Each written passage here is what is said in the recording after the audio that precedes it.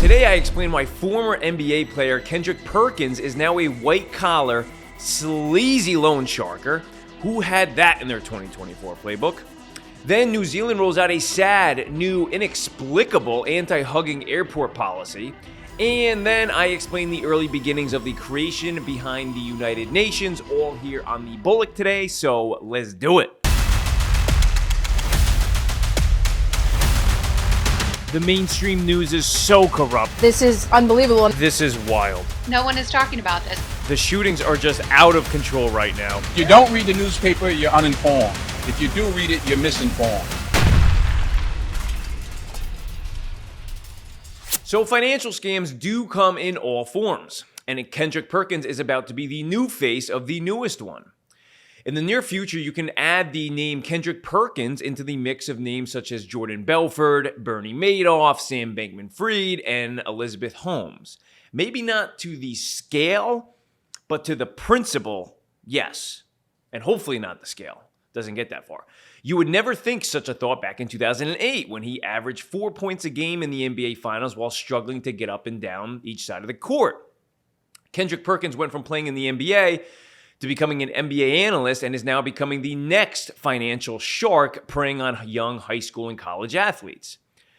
His company, Nilly, specializes in using predatory tactics to pay young players a small amount of money up front to then own the exclusive rights to their very own image for up to 7 years. Basically doing exactly what everyone complained about the NCAA doing for decades. But this time, Kendrick calls himself your friend while doing so. This is from ESPN themselves. The company, Nilly, offers athletes upfront payments ranging from $25,000 into the hundreds of thousands, said Perkins and his co-founder, Wall Street veteran Chris Riccario. In return, Nilly gets the exclusive rights to use or sell the athlete's name, image, and likeness for up to 7 years. And the company and its investors receive between 10% and 50% of the player's NIL earnings during that time period. While other companies sell investors a stake in athletes' future professional salaries, Nilly says it is the first and currently the only company to offer cash advances on college NIL dollars. Now, Nilly currently has 20 contracts with athletes, all football and basketball players who are either in college or in high school, and one of those contracts was pulled for review, and it revealed that a high school senior was paid $50,000 up front. Sounds great, right? Especially if you're an 18-year-old star high school basketball or football player who wouldn't be tempted at taking $50,000. Especially if you're in a single-parent home and the parent's making less than $50,000 a year. But in exchange for that $50,000, the athlete sold his own image rights to Nilly for the next 7 years, meaning the money he will make in the future, a lot of that money will go to Nilly until the athlete is 25 years old and then will start to struggle for what his own image is used for. Nilly is the worst type of company. Their target demographic is young, vulnerable, and at a lot of times impoverished youth looking to make the American dream possible by using sports in order to do so. Nilly takes those types of people, sees them as dollar signs, and then exploits them. I mean, imagine someone else having control over where your name goes and how you are marketed, and then they are the ones making the money from it for 7 years, which is typically your prime. Now, in the English language, this is what we would call loan sharking. The best person to ask about this would be Taylor Swift, who signed a deal when she was 15 years old with Big Machine Records and in return ended up not owning any of her first 6 albums. A legal mess that she is finally now just getting herself out of today with finding new ways of now owning her first sets of materials by recreating them. Imagine LeBron James signing this deal at age 18 with Nilly, getting a measly $50,000 just to turn around a year later and have a company use his own image with Nike, and they made $100 million off of him while he's able to pay his own rent for the next year. Why this isn't becoming a bigger issue is insane, but it will once those lawsuits start kicking in as the years go by. A message for Kendrick Perkins, though, here. Your net worth stands currently at around $28 million, and this is the business that you've chosen to invest in? Taking advantage of mostly black, underprivileged youth and trying to own their financial futures by paying them pennies to the dollar for what you very know yourself they'll earn for themselves in the future.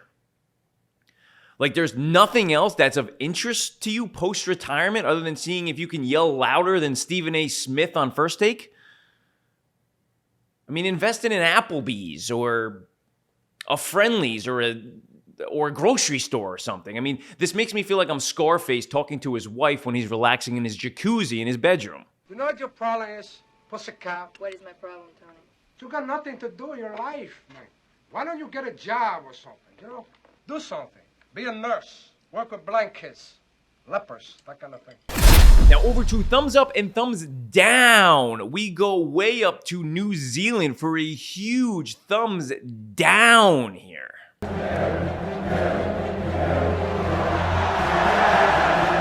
The Dunedin Airport in New Zealand has implemented maybe one of the worst policies in the history of policies here, which is regulating the amount of time you're allowed to hug your family member that you're dropping off at the airport. I'm not kidding. A sign recently placed in the area of the airport reserved for dropping off passengers reads, "Max hug time, 3 minutes. Those seeking fonder farewells should head to the airport's car park instead," it recommends. The initiative is meant to free up traffic through drop-off areas. But a reality check for that airport here, or any airport in New Zealand for that matter, or in the world. If JFK, Newark, Atlanta, LAX, Chicago's O'Hare Airport are not doing this, who are 1,000 times busier than you guys are, then stop trying to impose dickhead policies. Now, big ol' thumbs up as we head over to the Northeast now. Thumbs up, average Joes can play. Heading up to the Northeast to give a thumbs up to the fall season. If you're up there right now, you're enjoying the beautiful colored leaves that blanket the entire mountainsides and cities that encompass some of the most stunning views that nature provides us throughout the year, realistically lasting only for just a few short weeks. If you find yourself living in one of these color books, this is the invitation you've been waiting for from your very favorite podcast hosts. Stop at your nearest liquor store, grab a fall-themed beer tonight, and have a slow sip outside as the crisp air winds down into a colder, darker night. Now, sometimes we don't realize how quickly time has passed. This year's flying by. It's already fall. It'll be New Year's Eve in no time, and then we'll be complaining that, holy crap, I gotta get started on my New Year's resolutions, which is why I bring to you this day in history.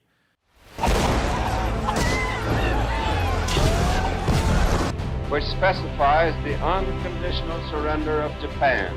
The president has been shot.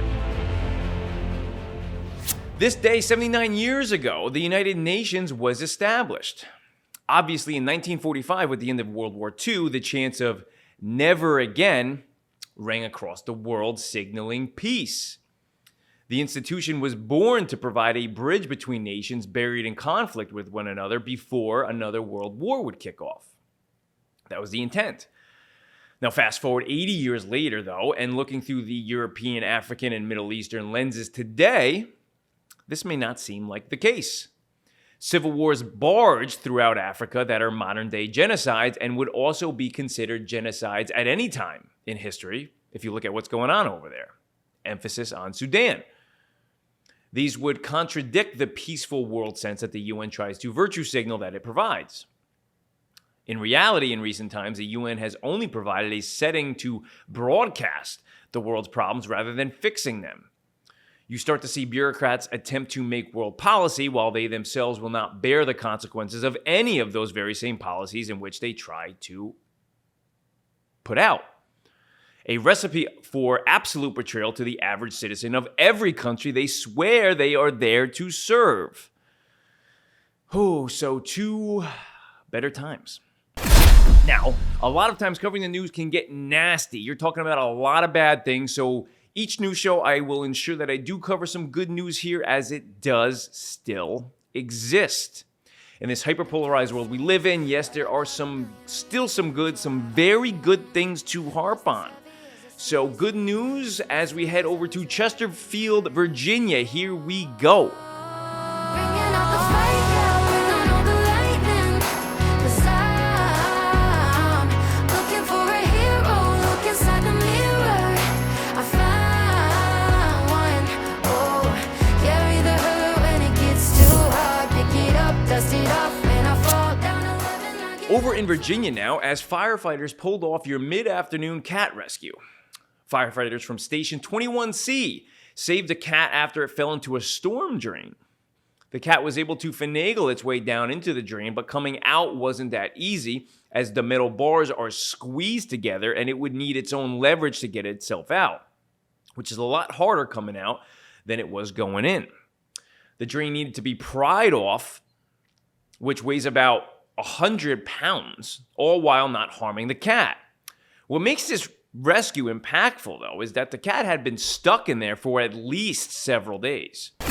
So awesome stuff out there, and remember that there is always some good news out there. You just have to look for it, and you probably got to subscribe to the Bullock and listen in each day. So now your daily news podcast, The Bullock, is out Tuesday through Thursday at 5 p.m., and I will be back here on Tuesday evening with another Bullock for your world news stories, and I will see you then. News and factual material are deeply researched through confirming the validity of multiple sources by the broader media landscape across the global sector and the digital world. All statements are a combination of primary and secondary research components geared towards providing the only news show and video podcast form that provides a clear understanding of important world issues that are being left out by the completely biased and politically driven global media machine. Thank you for listening.